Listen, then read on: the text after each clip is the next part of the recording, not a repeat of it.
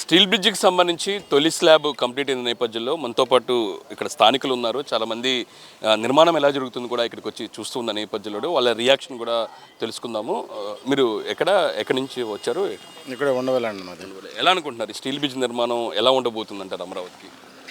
అమరావతికి ఈ steel bridge వచ్చి ఈ సీడ్ యాక్సెస్ రోడ్డుకి ఇక మార్గం కలిపే పద్ధతిలో చేస్తున్నారు. అది దీని ముఖ్య ఉద్దేశం వాళ్ళు చెప్పడం ఏంటంటే, ఈ ఏదైతే కరకట్ట లైన్ ఉందో అది భవిష్యత్తులో దాన్ని అక్కడ వర్క్స్ ఉన్నాయి, ఇలాంటిది ఇంకోటి కట్టాలి అక్కడ. అప్పుడు ఆ కరకట్ట ఆపినప్పుడు ఇది ప్రత్యామ్నాయ మార్గం ద్వారా ఇబ్బంది లేకుండా చేయడం కోసం ఉన్నారు. చాలా స్పీడ్గా జరుగుతుంది వర్క్. చూసాము, ఇది మొదలుపెట్టినప్పటి నుంచి రోజు ఉదయం సాయంత్రం వాకింగ్కి వెళ్ళేటప్పుడు రోజు ఈ ప్రోగ్రెస్ మేము చూస్తూ ఉంటాం.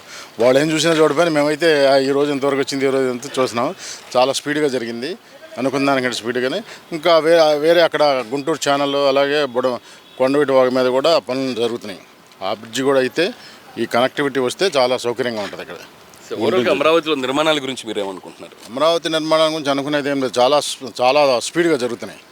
గతంలో జరిగిన ఏదైతే విధ్వంసం ఉందో దాని నుంచి కోలుకుని ఇప్పుడు బ్రహ్మాండంగా ఈ 22 నెలల నుంచి చాలా స్పీడ్గా జరుగుతున్నాయి పనులు.